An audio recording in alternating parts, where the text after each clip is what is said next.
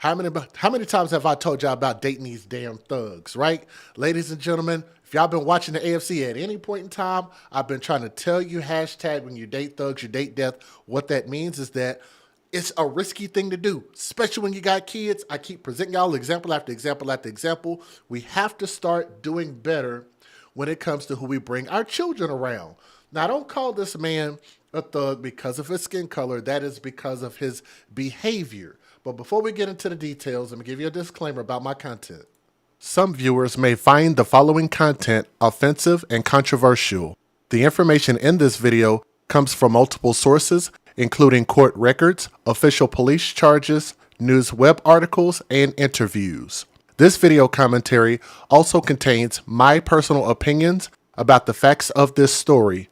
The point is to use this story as a cautionary tale in hopes of preventing tragedies like these to children going forward. Viewer discretion is advised. That is your official disclaimer. And we are getting this story from lawandcrime.com. Why? Because that is my favorite source for news. So thank you and shout out to lawandcrime.com. You guys look at these angels on my screen right here, especially those babies. When it comes to the parents, I'm not so sentimental towards the parents, but I am sentimental, especially what happens to these babies, because all they can do is just deal with whatever the hell goes on with mom. Let me tell you what happened to mom. In North Carolina, they've released gruesome details about the deaths of a mother and her two young who were missing for nearly 2 weeks, and they were found to be murdered. So imagine what that was like, walking into a scene like that. That's why I feel so bad for these investigators, these coroners. Can y'all imagine what they have to see every single day, and then you want them to act normal?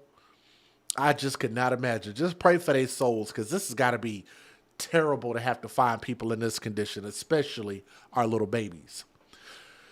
The fool by the name of Benjamin Joseph Taylor, who was mom's boyfriend, let me see if I can get his stupid face up on the screen. This guy right here, 34 years old, is charged with not one, not two, but 3 counts of murder and 1 count of concealment of death. He is accused of killing 22-year-old Micciolo Johnson, who was the mother. And I want y'all to do the math for me. Keep in mind, mother's 22. 22 years old. Okay? Don't get mad. I'm just going to speak the truth. So shout out to my ladies who understand I'm speaking to y'all like this because I love you and I want y'all to do better. All ladies. Micciolo Johnson is 22 years old. She has a 4-year-old that was named Miracle Johnson. Do the math. And a 7-month-old by the name of Messiah Johnson.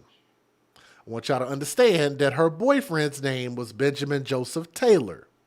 Let's unpack that right there. First and foremost, 21, 20, 19, 18, got pregnant at 17 years old. One thing I can guarantee you is that she couldn't even properly wipe her own behind at age 17, let alone know how to be a parent at age 17. I have a daughter who was age 17 right about now. And I'm telling you, there's no way in the world I would want my daughter pregnant, nor would I would make sure that she has the knowledge and understanding that what her actions could lead to when it comes to at some point becoming sexually active, right? So this scares me as a father watching what these women go through. So I'm not a newscaster. Don't get mad about how I would just get on with the story. No, I'm talking about this because I'm a concerned dad. I'm tired of seeing our black women go through this stupid crap. Everybody understand? That's my perspective. That's where I'm coming from. So no way in the world she should have been sexually active. And even if I'm assuming it was by choice, because if it wasn't by choice, then that's a whole different other thing, that RAPE word, that you have to get taken care of with the police and file a police report and all of that stuff. So I'm assuming that is not what happened. I'm assuming this was consensual. Then you turn around and have a 7-month-old, yes? What does that mean? That means your child can't walk, can't talk, and has no way of being able to protect themselves, provide for themselves, can't feed themselves, can't change themselves at 7 months old, and you've already got a new boyfriend. That's her mother crying. She's sad. I get it. But I'm roughly probably about that woman's age. So the sympathy I have is only goes so far. Because at the end of the day, I believe that if you're a parent, you have to put the onus on your children to say you cannot put your children in bad spots when you are a parent. If you have two children at the freaking age of 22 years old, the last thing you should be doing is worrying about penis. Attractive, good talking, he got money, he got a big thing in his pants, should be the last thing on your mind when you are 22 years old and probably can't even properly take care of yourself. Don't tell me that this woman was financially set at 22 years old, huh? No. What happens is that when these people end up having children, they use these children, they get Section 8 food stamps, housing, subsidized, child support, lots of things like that that are able to take care of the brunt force of what you have to take care of as far as a normal adult. Normal adult has to take care of all those bills without no freaking help. I know a lot of married couples out there that will tell you, we don't get no help, right? Two people in the household got income, can barely keep up with all of their bills. But yet our country is financially trying to support people who just keep having kids and stay on the system. That is a fact. Don't get mad about what I said. The mother and her two children were reported missing on March 3rd when she stopped communicating with her family. Her family last saw them January 20th in the area of the 400 block of Orchard Trace Lane in Charlotte. Family and detectives with the Charlotte Mecklenburg Police Department on March 5th knocked on Johnson's door, but nobody answered. A maintenance employee told detectives he opened the door with the master key, but the door was stopped by a security chain. No one responded when he called, he said. On March the 6th, detectives obtained surveillance video that showed Taylor leaving the state on a bus, an affidavit said. Police issued a missing persons alert to the public on March the 8th, so 2 days later. Officers obtained a search warrant for Johnson's apartment on March 16th. When they went inside, they found Johnson's body located in a plastic container with cords around her.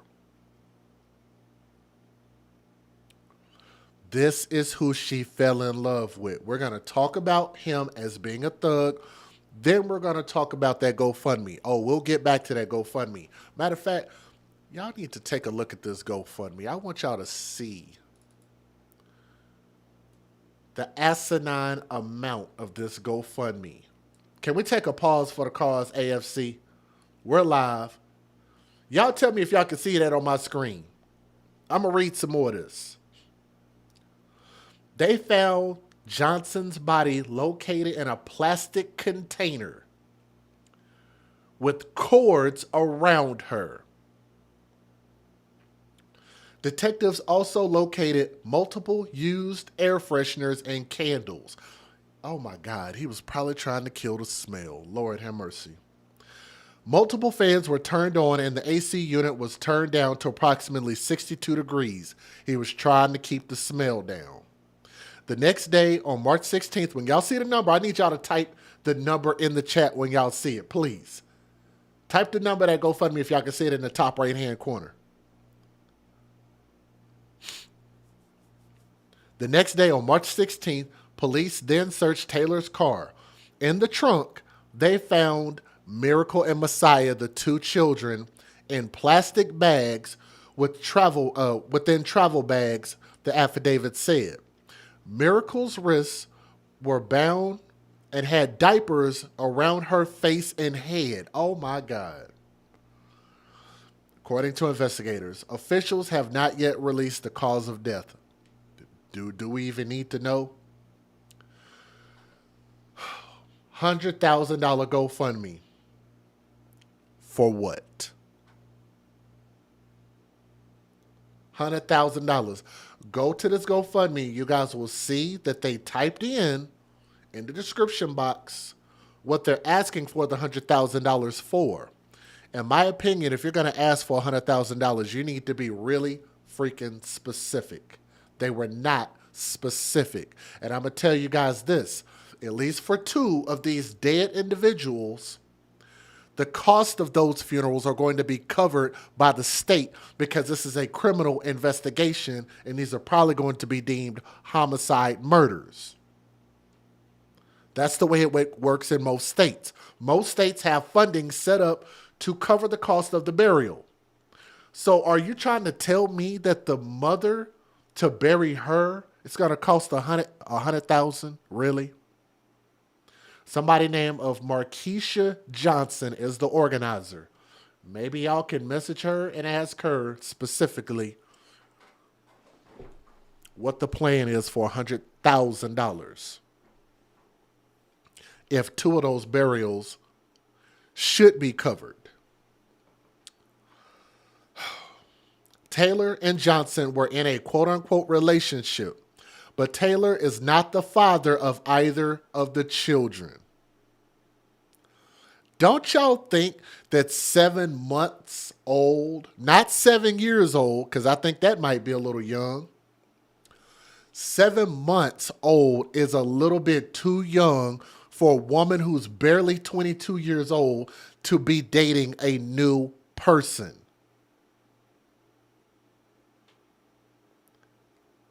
You can't even properly take care of your oldest child, let alone this brand new baby that you just had. So then you'd have to ask yourself, what the hell happened to the youngest kid's dad? Where is he at? In less than 2 years, why is he not already actively a father, or y'all married, living together, trying to make a relationship work in less than 24 months of you having this kid? Now, let's talk about why they denied bond for Mr. Benjamin Taylor outside the fact that he is allegedly the murderer of 3 people. Police arrested Taylor on March the 18th in California near the U.S.-Mexico border, so he ran. That might be a good reason for him to not have a bond. It's not clear how police tracked Taylor to California, but a press release thanked the Imperial County Sheriff's Office and the FBI field office there. Taylor was taken into the Imperial County Jail and extradited back to North Carolina last week. So he's currently at the Mecklenburg County Jail without bond. Johnson's family is obviously devastated by the deaths of her and her children. He needs to know that she was loved and so were her kids, Tabby Holiday told the ABC affiliate WSOC. She was very much well. He wanted to just take her away from all of us. The family wants Johnson to receive the harshest penalty under law, which is probably the death penalty. We want a definite death penalty, she said. Here's what y'all need to know, because I saw this in another news article. The reason why I call him a thug is not not post him causing these murders. Prior to this, he has a long criminal history. He is no stranger to the law. That is why I call him a thug, and that's why I said a mother dated a thug. And when you date thugs, you date death. That's the way it works. Federal law allows citizens to reproduce, distribute, or exhibit portions of copyrighted motion pictures, videotapes, or video discs under certain circumstances without the authorization of the copyright holder. This is called fair use. It is allowed for purposes of criticism, news reporting, teaching, and parody, which doesn't infringe of copyright under 17 U.S.C. 107. Yeah, we'll talk about that GoFundMe again here in just a second. That's quite a bit large, but again, that's why I call him a thug based on his actions. And not only should the mother have done a background check and understand who she's bringing around her children, because it's not just her. If you're not going to do a background check, if you feel like that's too much work, then maybe you should not be dating anybody. Your priority should be working and protecting those children. That is it.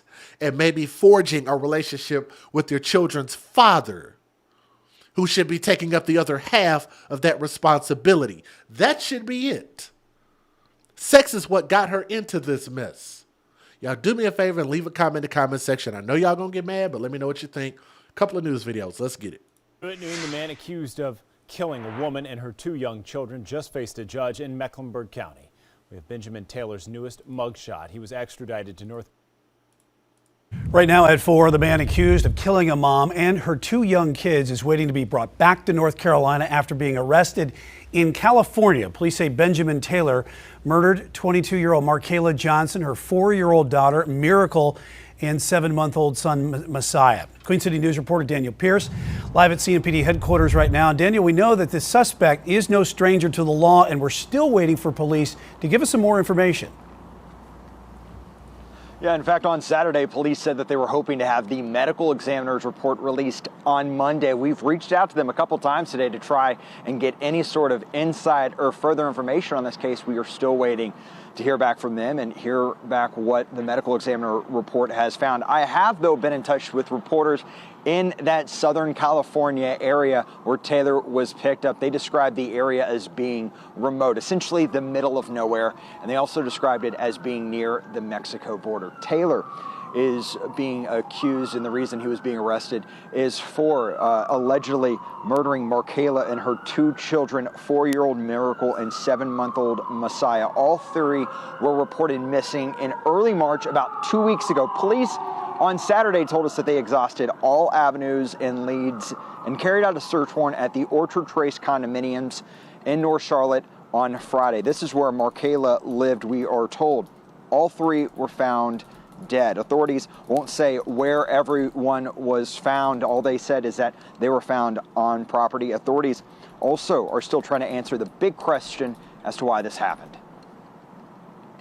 I don't want to speculate as to the reasoning behind any of these murders. It's too early to tell, and those are some things that that he might be the only one that can answer those questions for us. We're still working to get a timeline on what extradition will look like and when the indictment papers will be handed to them, so that way they can be filed with the court system. We are still trying to figure all that information out and also trying to figure out if police have had a chance to actually talk with Taylor. Live in Midtown, Daniel Pierce, Queen City News. And hopefully we get a lot more answers here soon. Daniel, thanks. All right, let's go to our next video here. Hopefully they'll let us know as to what his actual criminal history is. Because like I said, I've read it, I know it, but yeah. Well, right now, the boyfriend of a woman reported missing earlier this month is awaiting extradition from California. Police say he killed her and her 2 children in Northwest Charlotte and then left town. CMPD says 35-year-old Benjamin Taylor faces 3 counts of murder and 1 charge of concealment of death. This comes just days after the bodies of Micciolo Johnson and her children, Miracle and Messiah, were found in an apartment complex in Charlotte. And WCNC Charlotte's Kaylin Hagwood has been looking into this case all day and joins us live from CMPD headquarters. Kaylin, shine some light on the suspect's background for us tonight. Yeah, well, public records show Taylor has had dozens of run-ins with the law, including charges for kidnapping, assault, as well as violating a domestic violence protective order. As he awaits extradition, the advocates do say that there are some signs to look for to see if your partner may have violent tendencies. The man accused of murdering a missing woman and her 2 kids now behind bars after police say he killed them, then took off to California. She was a good person, and everybody knows Kaylin would do anything for you. She didn't deserve this. 35-year-old Benjamin Taylor now awaits extradition after the bodies of Micciolo Johnson and her kids, Miracle and Messiah, were found Friday in a Charlotte apartment. I miss my baby. I miss my grandkids. Police say Taylor and Johnson were in a relationship before the killings took place. Look these people up on the public index that is available. You can see if a person has had charges in the past. Advocates say it's important to watch for signs the relationship could be unhealthy and reach out for help. If I get you away from your entire support system, who are you leaning on? me. And so it's important for an abuser that they do that. There is help available if you or someone you know is experiencing abuse. There's a That's not what I'm talking about. What I'm talking about is this thing. I'm talking about not to get involved with people like this. When we talk about the Thug Zoo and Thug Lions, I'm asking, matter of fact, here's what I'm so curious about. I thought about this earlier. I'm just curious, and y'all tell me if I'm wrong for saying this or not. So I'm looking to the camera, and I'm going to ask you guys a question. I like alligators. I go out and go get an alligator, and I bring an alligator into my apartment, and I put this alligator into my bathtub, and next thing you know, after about a year or two, the alligator gets really big, and I don't know what the time frame is for alligators. I don't know, a year, 2 years, 3 years, whatever it is. Next thing you know, you look up, and I got a 700-pound alligator in my apartment. This thing is tearing up my apartment, and one day I go in there to try to go scold this alligator, like, you stop tearing up my apartment, Mr. Alligator. Next thing you know, that alligator turns around and bites my motherfucking head off and leaves a bloody scene. I'm just curious, how many of you guys out there would feel bad for me knowing that I went and got an alligator that should not be in a house, that should not be in an apartment, and should not be domesticated? Would y'all feel bad if that alligator came and killed DJ Just J, right? No, you would not feel bad for me if I lost a limb, lost a leg, or lost my life. Because you know what you guys would say? Why the hell would you bring an alligator in your house? And it's the same thing that I wonder with these stories. Like, if you have these thugs, if you're a young person, if you got multiple kids, you have all of these responsibilities, why do you continue to keep taking time away? Oh, let me say this real slow. Ooh. Why would a person who is a custodial parent continue to take time away from their children to date? Especially when your children are an early age. I think that's a fair question. The more that this woman continues to date, the more that she's going to have to neglect her children in some capacity. Because one thing that I can tell you about this fool, he didn't want to be a father. He didn't care about them kids. He doesn't have a soul. And y'all wonder why he was in a tent? It's because he ran and he was actually trying to hide out, and they just ended up catching up with him. They don't want to tell us how they found him because they probably had some type of special technique. I don't even want to elaborate on that. But they found him, and I'm glad they found him. And yes, I believe that he should get the DP under law. He should absolutely get the harshest penalty under law. He's not a man. He's a fool, and he never deserved to be with any woman at all. The same as I should not have an alligator in the place where I lay my head down at, right? It's just not a smart thing.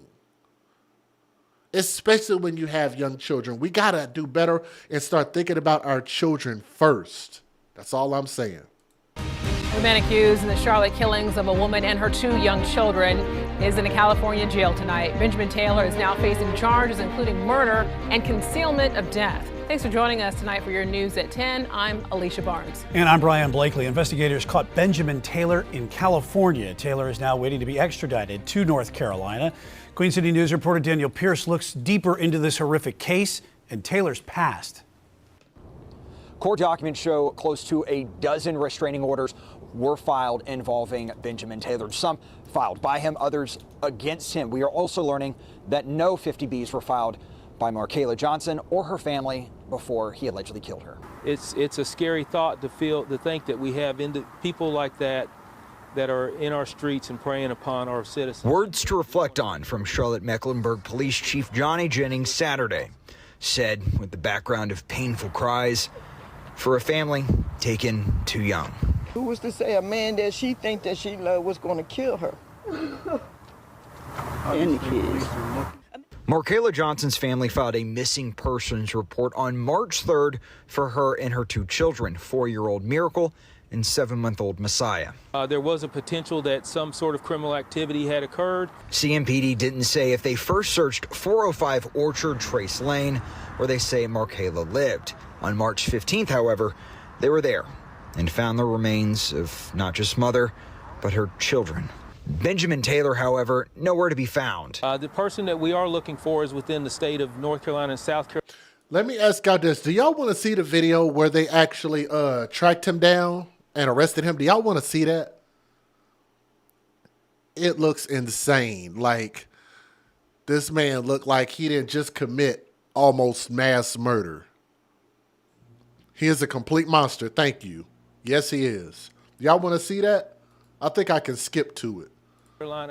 Instead, just hours after this news conference on Saturday, he was arrested by FBI agents and local deputies. More than 20. Look how far he traveled. Good Lord. That's literally completely across the country. 2,300 miles away in Imperial County, California, near the Mexico border. Back in Charlotte, Queen City news cameras captured CSI investigators inside the apartment, taking photos and even removing a vehicle believed to belong to the 22-year-old mother. He was never a violent person. People took advantage of her because she was so kind-hearted. Taylor went before a California judge on Monday. We are told that the Imperial County District Attorney... Let me see if I can find it. Let's see here. All right, now, video you'll see only on WBTV this afternoon. The moments police in California find Ben 12 days later. The next day, police in California, it's beaming. Here you can see Okay, that's that some video of it. Let me show you the next one. Here it is. Benjamin Taylor, we have a warrant for your arrest. Come out with your hands up. Bang out. Taylor, it's the sheriff's office. Come out with your hands up. Taylor, if you're inside the blue tent, come out with your hands up. It's the sheriff's office.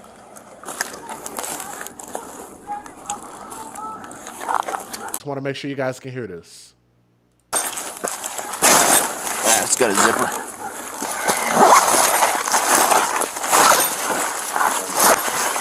It's right there. Now! Come out! Do not. Come out! Crawl! Do not reach for Start anything. crawling.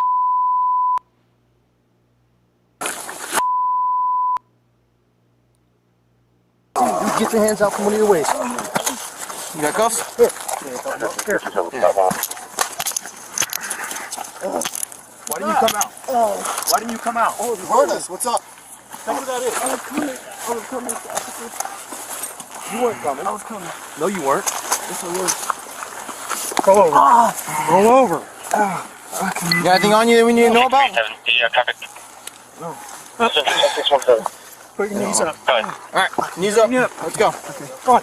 Sit up. Go. Copy, 1 to 10, code 4. Let's flip flop. Stand still. Don't move. So you're gonna take him to flip flop? Yeah, that's fine. Yeah, I'm gonna double. All right.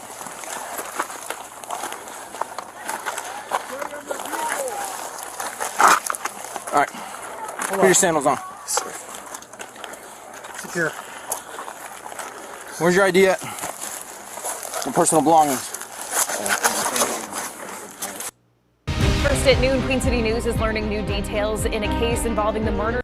Warrant Grace Lane on drugs and caring for the children with other side of the country, California, to bring this the scene of the crime. Taylor was arrested. Now in video you'll see only on WBTV, we show you that arrest, which brought multiple agencies to a remote area in Southern California to bring this murder suspect to justice. Benjamin Taylor, we have a warrant for your arrest. Come out with your hands up! Newly released video from the Imperial County Sheriff's Office shows the moment an accused killer was taken into custody, 2,200 miles away from the scene of the crime.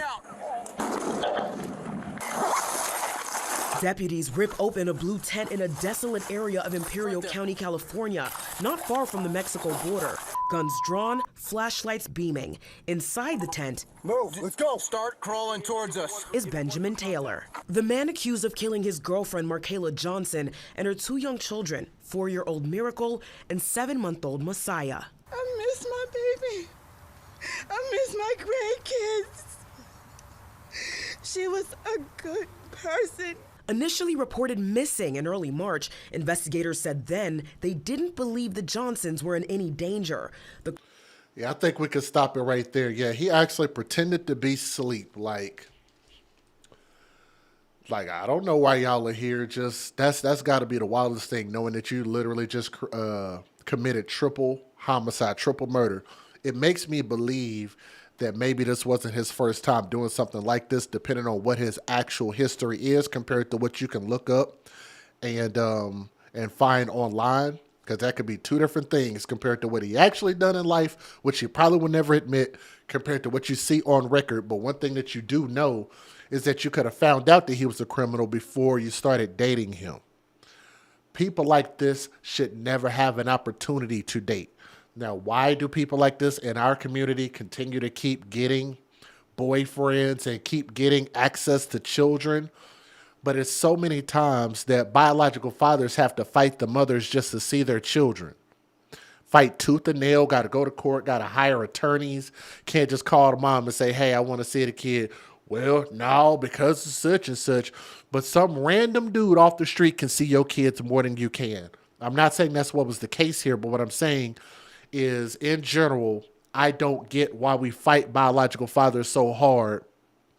But these boyfriends who are not proven to be good fathers, good parents, good mates, good anything, get this level of access to your children. He should have never met her children.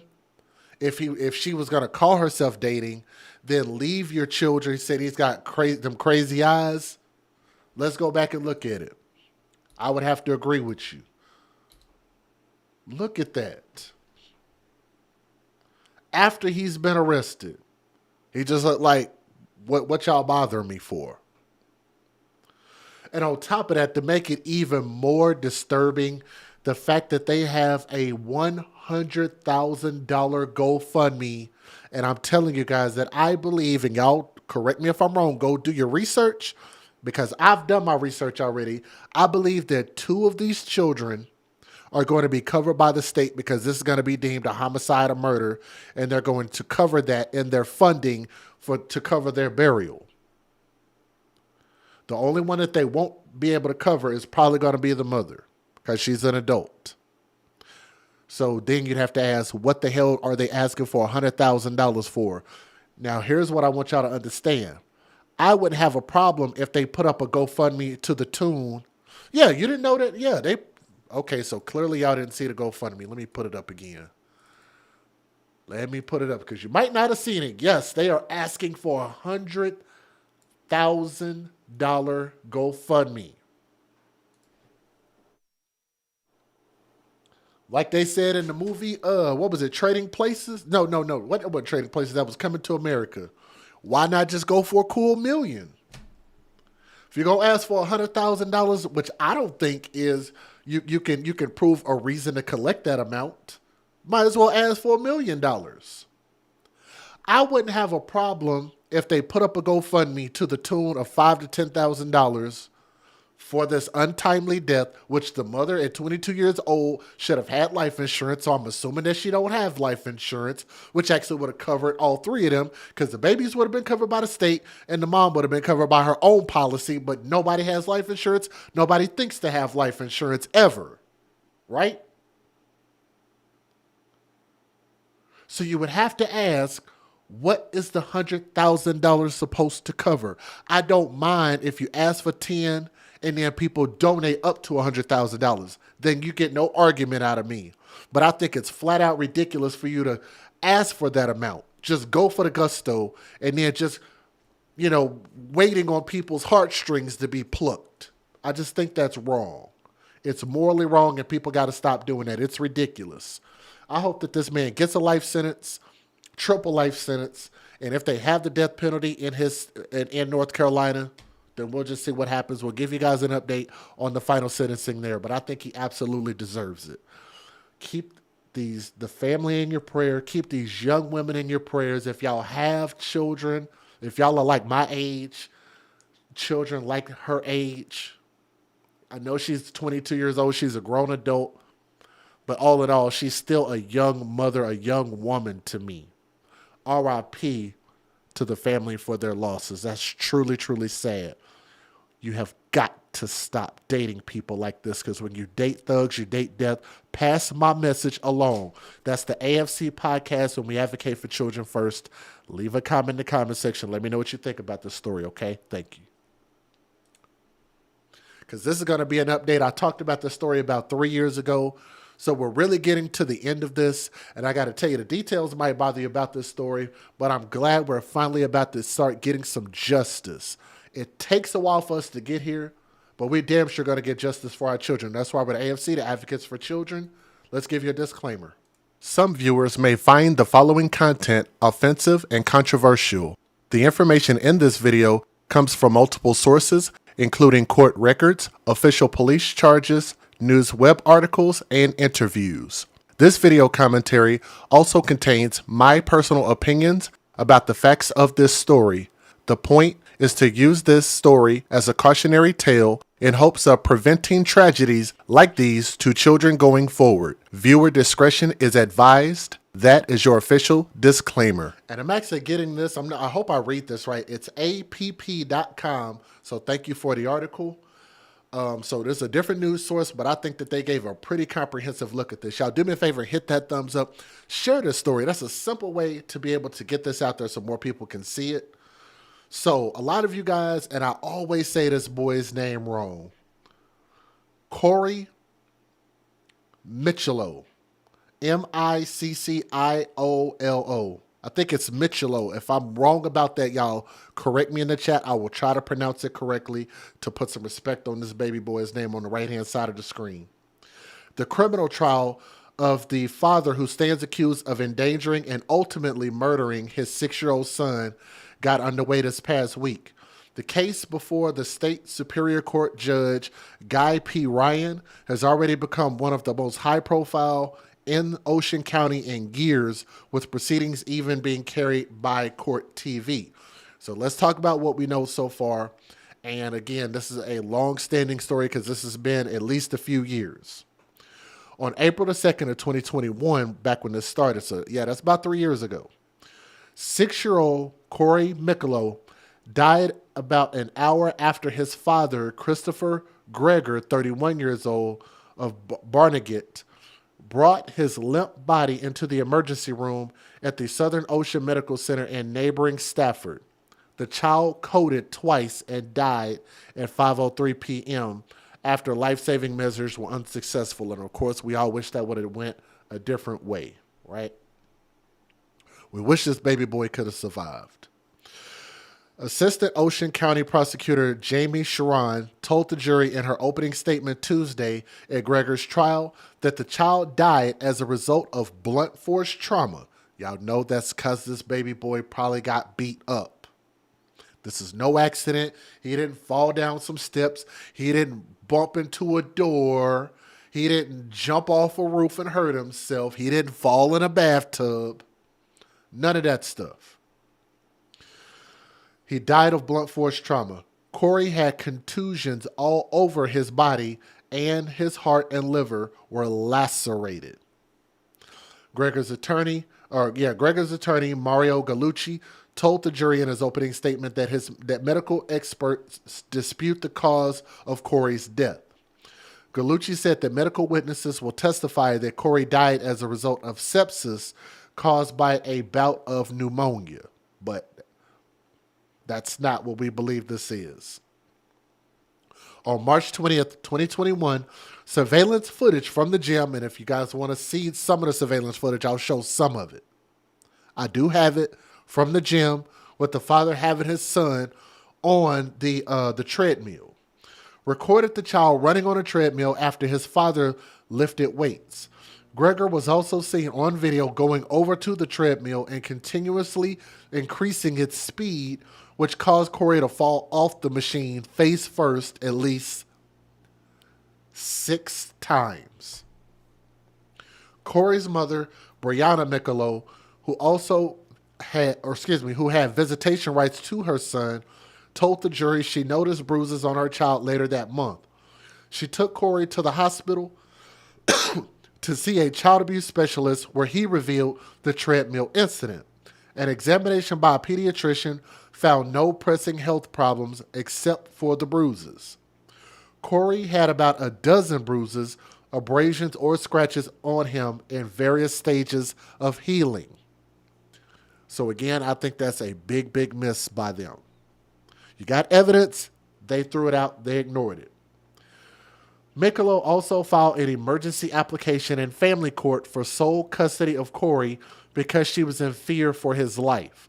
One day before Corey's death, the application was denied, and I just think that adds insult to injury. So I want y'all to think about this. Maybe I could be more understanding if they found no probable cause or found no standing evidence to say that, yes, this is abuse, and then the child survives and nothing happens, rather than all of these cases that we continue to keep having where they're like, hey, we're waving the red flag, something's wrong. They dismiss it and the child dies. That's what I hate to see. And that, I just think you have to err on the side of caution. If they're filing for emergency, they're probably not filing this for no damn reason. It's got to be for a good reason. She testified that when she dropped her son off at his father's apartment, that next morning he was fine. 8 hours later, he was dead. After nearly a year-long investigation into Corey's death, the Ocean County Medical Examiner's Office concluded that the boy had died of blunt force trauma to the chest and abdomen, and that the cause of death was a homicide. That is now a fact. We're working with facts. That means they absolutely got it wrong. Gregor, who already had been charged with child endangerment in the aftermath of Corey's death as a result of the treadmill footage, was now charged with the murder of his son. Let's skip some of this. If Gregor is convicted of murder, he would face a minimum sentence of 30 years without parole and up to a maximum sentence of life in prison. If convicted of child endangerment, the sentence would be about 10 years behind bars. And of course, they got this wrong clearly. But again, I think that if they're filing for these emergency interventions, they need to start taking this stuff more seriously, because clearly they're not. Federal law allows citizens to reproduce, distribute, or exhibit portions of copyrighted motion pictures, videotapes, or video discs under certain circumstances without the authorization of the copyright holder. This is called fair use. It is allowed for purposes of criticism, news reporting, teaching, and parody, which doesn't infringe of copyright under 17 U.S.C. 107. If y'all can, do me a favor and share this little boy's story. Share Corey's story. Hit that thumbs up. Leave a comment and let me know what you guys think. And let's continue to advocate for justice. I'll skip through some of these videos. Dr. Crowns, I think we've... So calling your attention to April 2nd of 2021 at approximately 3:48 p.m. was a patient brought to the emergency room named Corey Micciolo. Yes. And can you... So what you guys are listening to is a nurse describes 6-year-old Corey's condition before death. Can you tell the court who brought Corey into the emergency room? Chris Gregor. And ultimately, did you learn the relationship of Chris Gregor and Corey? Yes. And can you tell the jurors what the relationship was? Chris Gregor is Corey's father, and Corey is Chris's son. And where were you when you first saw Mr. Gregor with Corey? I was in the waiting room. I was speaking to another patient at the time. I'm right near the door speaking to another patient. I did not hear any commotion. I did not hear any... So if y'all are asking why nobody at the gym saw this, because it was at an apartment, like almost like a home gym. It was in the apartment complex. And more times than not, if y'all ever lived in an apartment complex, it's usually not a ton of people in those home-like gyms. So that's why they had the security footage in there and nobody else was in there, because it was at the apartment complex workout gym. Urgent sound that would redirect my attention. A registrar came up to me and said, "Bill, you have to look at this." So I went over to Corey, and he was in the arms of Chris at the waiting room entrance, or just past the waiting room entrance near the desk. Now, the first time that you observed the defendant with Corey, can you explain to the jurors the position of Corey in relation to the defendant? Corey was over. Corey was in Chris's arms. His arms were over Chris's shoulders. His legs were dangling. His arms did not look like they had much movement to them. His legs did not look like they had much movement to him. His head was rested on Chris's shoulder. His head was his face was difficult to visualize. So when I first approached them, I knew that something was concerning, but I couldn't see everything I needed to see. So I was depending on Chris to convey a sense of urgency or unwellness that I did not get from him at first. It was more of a clinical description of what was going on, and I did not immediately feel I had to rush them back. I definitely knew it was concerning, but I needed just a little more information. If I saw Corey's face right away, it would have been much easier, but Corey's face was on Chris's shoulder. So the first time that you made this observation, that would be the two of them would have been in the lobby area. Yes. And did you approach the defendant in the lobby area of the emergency room? Yes. And what immediate observations were you able to make of Corey in the lobby area? So I went over to them, and I was splitting my attention between Chris and Corey. What I could tell was that there wasn't a lot of spontaneous movement from Corey. He was not really moving on his own. He appeared to have a lack of tone to his muscles, and there was a lot of support coming from Chris in keeping him in the position that he was in. Did you speak to the defendant in the lobby area of the emergency room? Yes. And would this be a practice or a common practice to engage in something like that? Yes. And can you tell the jurors what the defendant said?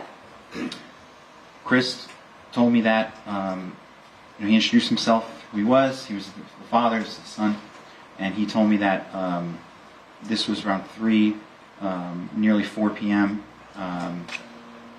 He told me that earlier in the day, around 9 a.m., his son was dropped off to him, was with his mother the night before. He did tell me that the patient was at Jersey Shore University Hospital and had a workup and was discharged. And just a side note, once you hear that, less than 12 hours later, you kind of go, okay, like maybe he's not that sick, so I need more information, so talk more. So Chris told me that earlier that morning he appeared loopy, he was very drowsy, and he put him to bed. And later in the afternoon, Corey continued to be loopy and drowsy. And when all that time passed and he was still fatigued and not himself, that's when he brought him into the ER. So that's what he told me. After you made your initial observations and you spoke to the defendant, can you tell the jurors what you did next regarding Corey's care? Can you repeat the question again? I'm sorry. I said after you made your observations in the lobby and spoke to the defendant, what did you do next regarding Corey's care?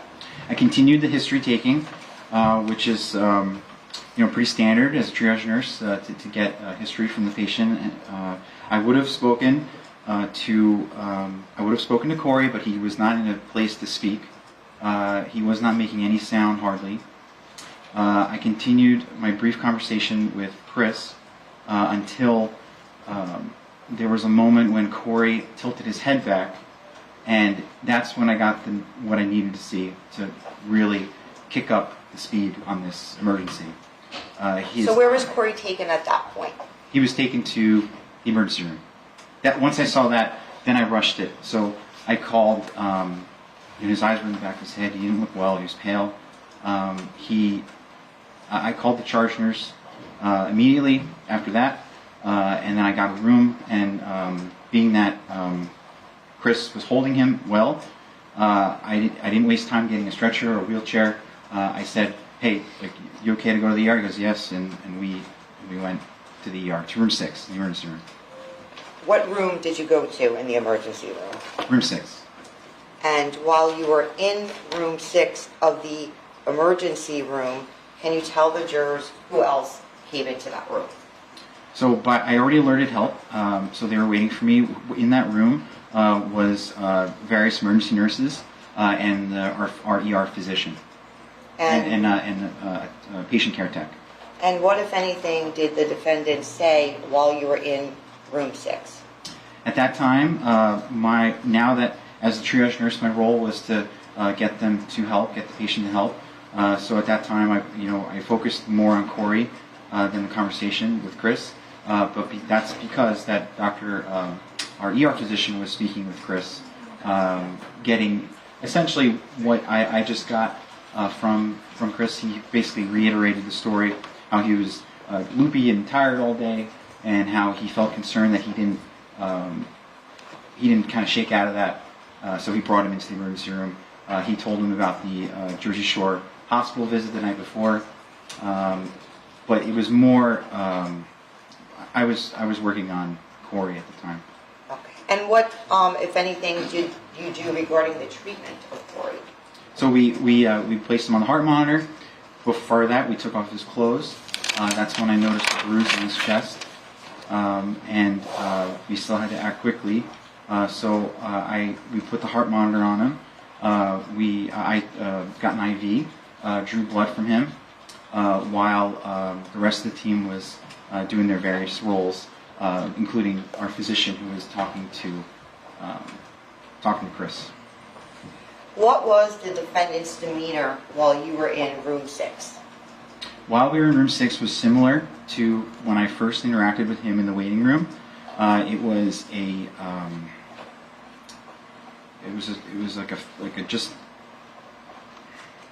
I would say it was a clinical aspect in that he was describing what was going on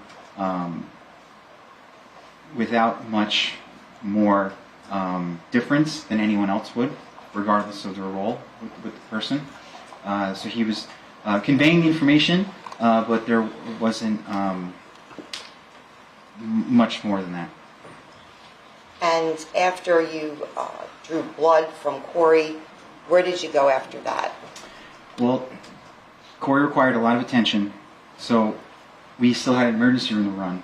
So I told the charge nurse, I'll take the charge phone, which handles the ambulances.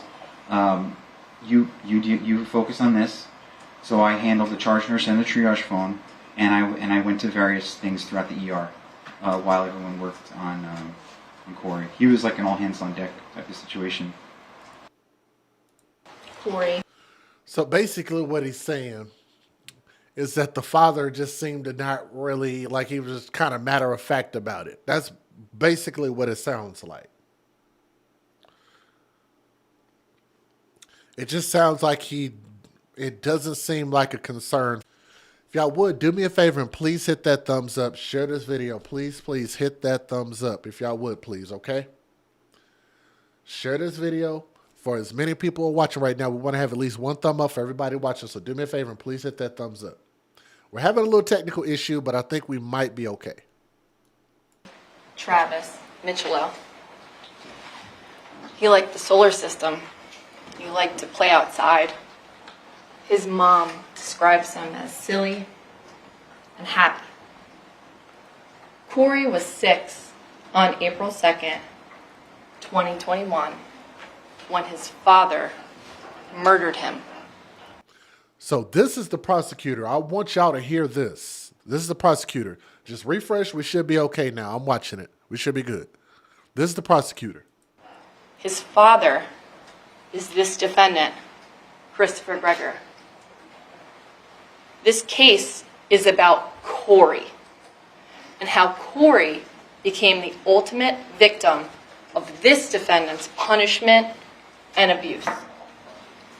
During the course of the trial, you're going to hear from a number of witnesses and see a lot of evidence. You'll learn that on May 1st of 2014, Corey was born to Brianna Micciolo when she was just 17 years old. This defendant didn't come into Corey's life, and neither did the Gregors, until Corey was 4 or 5. Back in March of 2021, Corey's parents hadn't been together, but they shared custody. Corey lived with the defendant, and his mom had visitation. On March 20th of 2021, Corey's mom picked him up for a visit. They went to Pennsylvania, and they saw their family.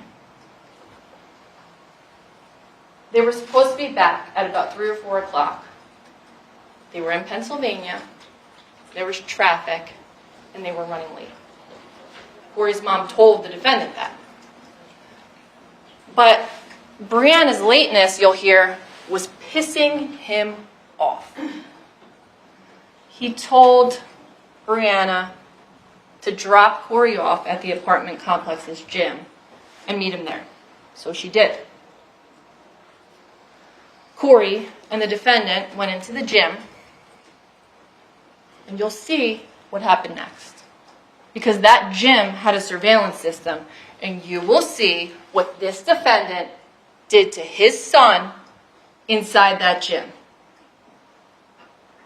After that day, when Corey went back to school during the week, his teacher, his first grade teacher, started to notice some bruises on Corey.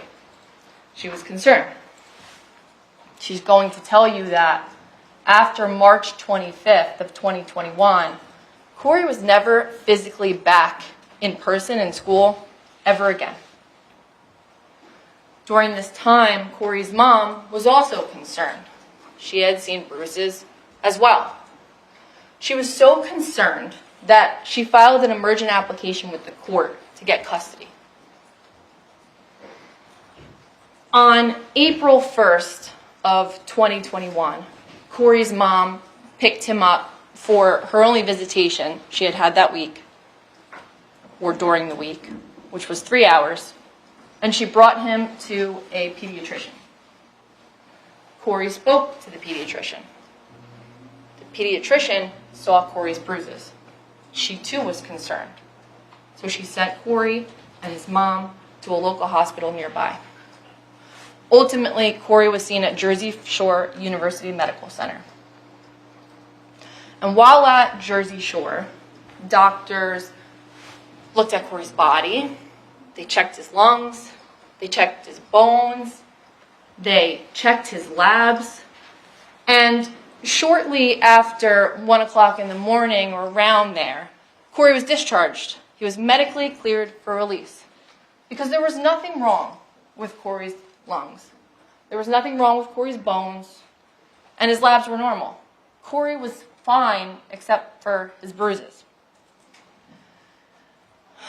Now, Corey's mom tried to bring Corey back to the defendant. Y'all look at his face. Like, I know this is not a fun time. You're not supposed to have a jovial look on your face. That's a big word, jovial. Short word, but big word. But he just looks evil in the face. Like, could I see him in the face judging a book by its cover, beating his son to a pulp the way that they're describing, yes, I could see it. Just look at his face. He looks like an evil butthole. Her visitation was over. And while they were at the doctor earlier, she learned that her application for custody had been denied in that regard, but that a child abuse examination had been ordered within 7 days by a specialist. And so, in trying to keep with the visitation schedule, she contacted the defendant and tried to bring Corey back. But he didn't answer. And so since it's after 1 o'clock in the morning, Corey's mom and Corey go back to her house in Englishtown. And the two of them get home, everyone's asleep, they go in the basement, and they go to bed. That's where her room is. Corey wakes up in the morning, he has his breakfast, his mom dresses him in clean clothes, and he's with his mom the whole time. And she drives him back to the defendant's apartment in Barnegat. Corey and his mom sat in the car in the parking lot, and they said goodbye for what would be the very last time. Corey was walking. He will describe for you the contusions on Corey's body all over in different stages. And that the serious bodily injury that Corey sustained while with the defendant, and only the defendant, were so catastrophic that they ended his life.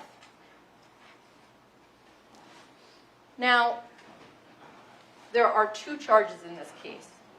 The first, endangering the welfare of a child, and the second, murder. The state must prove both beyond a reasonable doubt.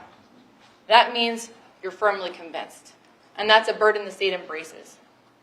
That first count, endangering the welfare of a child, is for what this defendant did to Corey in the gym on May 20th, 2021. And that second count is for what this defendant did to Corey on April 2nd, 2021. That's the murder. In order to prove a murder, the state has to demonstrate that a defendant acted purposely or knowingly. But rarely is there a person that can come into court and tell you what someone was thinking when they engaged in a particular act. So how do we prove that to you? We have to look at all the things the defendant was doing before, during, and after those crimes. Now, an expert in digital forensics will testify, and he'll tell you that he examined the defendant's cell phone. And from the defendant's cell phone, he was able to learn that throughout the day on April 2nd, 2021, the defendant was texting with a female associate, making plans for that night. On that same date, 3 hours before Corey died, he took a selfie with Corey on the couch.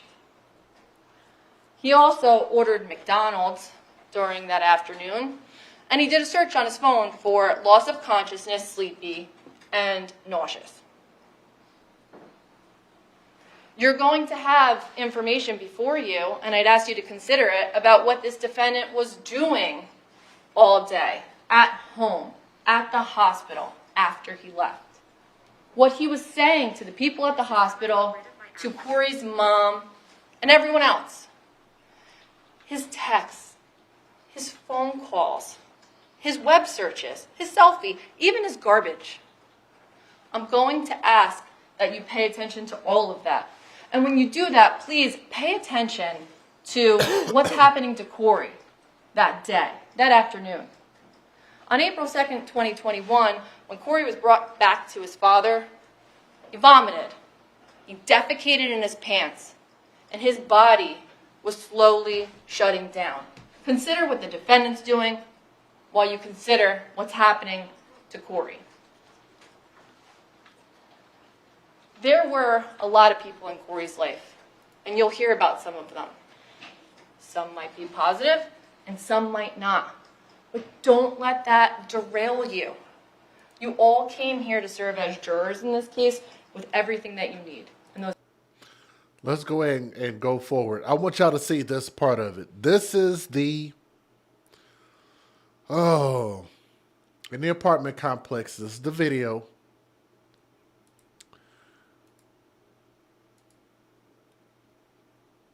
This to me is not what. How can I say this? This was a contributing factor to his death, but I think he was ultimately beat up. But this, you don't see that portion of it, I don't believe, on here. I'll show it. This is public. It was already public on YouTube on some news stations, so they've already shown this. So we'll show it and just kind of let you guys judge for yourself. So that's fair warning. You might find this disturbing. Let me see. Do I have that disclaimer? I do.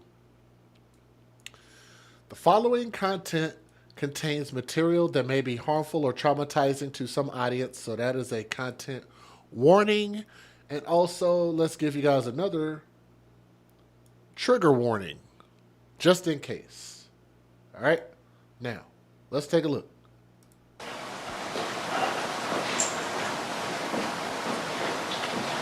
So if you guys can see that, he's working out back there in the back.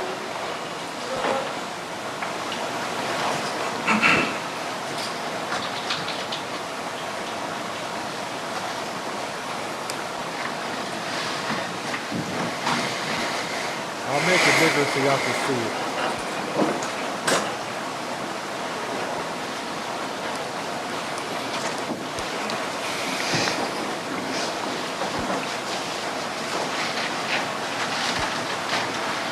Got that baby on there just running his little heart out.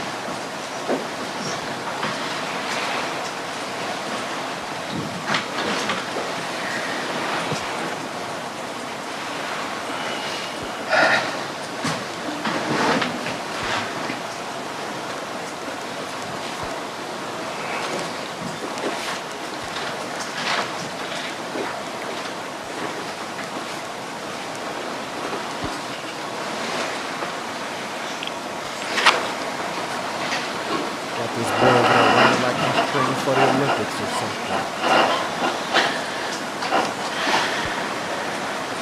And he's watching himself do this to his son.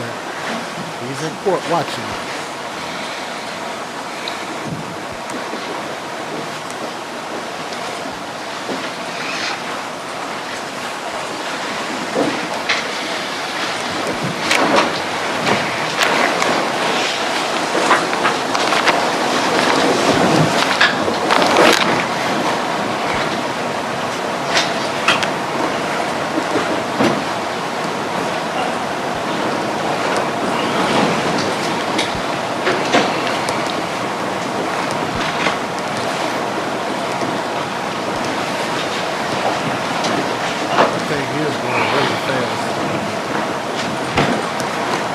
Notice he's not on that treadmill with his son doing that speed. Y'all hit that thumbs up if y'all can see it. I've literally taken up my whole screen so y'all can see this.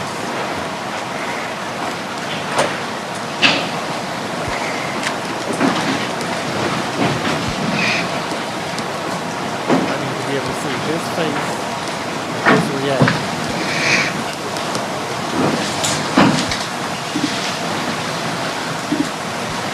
What, 6 years old?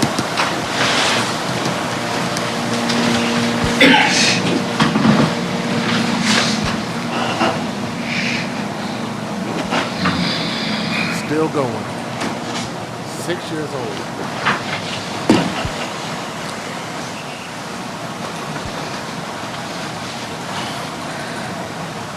He's speeding it up.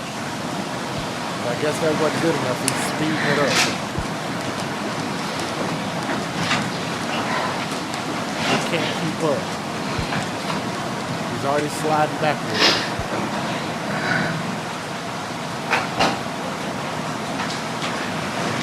What is Dad doing? Not running with him. He's standing there.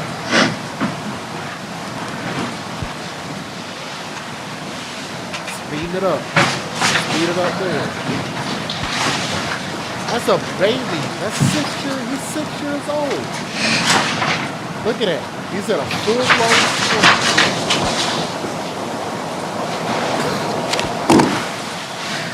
That's a full-blown sprint.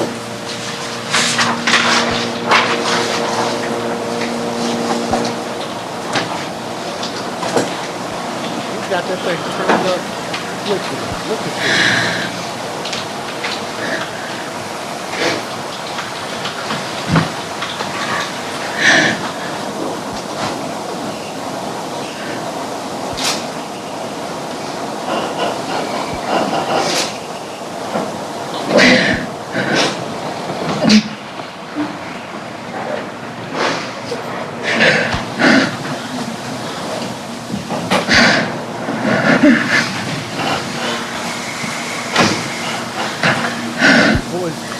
About to fall off. He speeded it up. He just sped it up even more. Oh my God. Oh.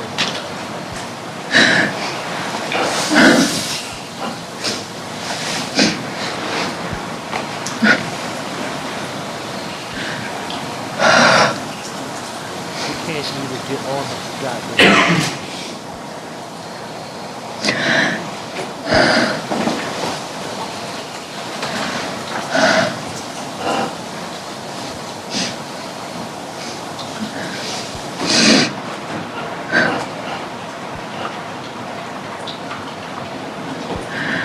Not even professional athletes have been able to get on there and do that.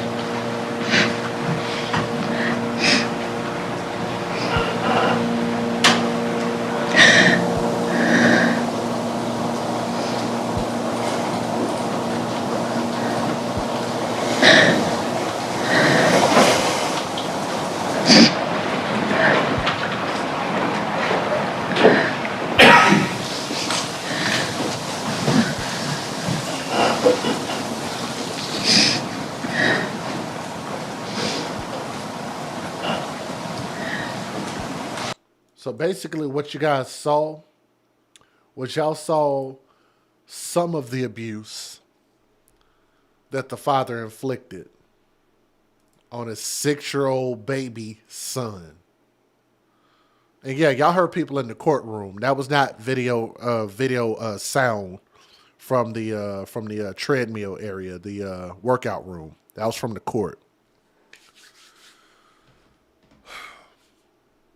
So after this, he went and beat his son to death.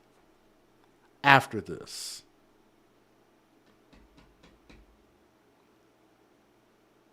The mom clearly wanted to be a mother in her son's life. Now, why were they splitting custody, or why did she have visitation instead of custody? That I don't really actually know. I don't know that I even want to dive into that. But I will say this. I'll say this. Regardless, he acted as in a way that he did not love his son. And if he didn't, which he's proven he did not, then he could have let her have him, give up custody, maybe give her more time with him, let him cool off, do something else. I don't know. But they did have a GoFundMe up, and they raised to the tune of $14,000. I don't remember what the initial goal was, but nonetheless, that GoFundMe was done a while ago. But there was a lot of abuse here, and to me, that signifies that he didn't love his son, didn't care about him, and he caused his death. So for that, I think he needs a life sentence, straight up and down like that. But I know that's hard to watch, but I want you guys to remember this is why it's important for us. If you see something, say something. If anybody at that apartment complex saw this and didn't say anything, they could have saved a life. For the mother who tried to report that her son was going through some things and had bruises all over him, for them to ignore it, that was an opportunity for them to save a life. And they failed. But ultimately, the failure is on mom and dad for them to work this out, to be a solid couple together and raise these children. I never like to blame the system. The system did fail, but the system is a fail safe, just in case if the mother and fathers can't figure it out and they don't work out. So we have to start doing better as parents, raising these children in stable households and do what's best by our children, and not just what feels good to us, what's most convenient for us, and what we feel like it, or because we're mad at the other parent and we take it out on the children. This baby boy deserved every opportunity to grow up and become something great. So Corey, young Prince, RIP.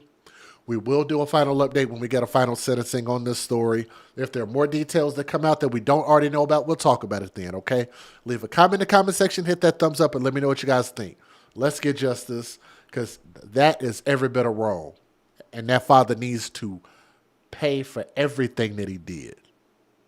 So RIP Prince.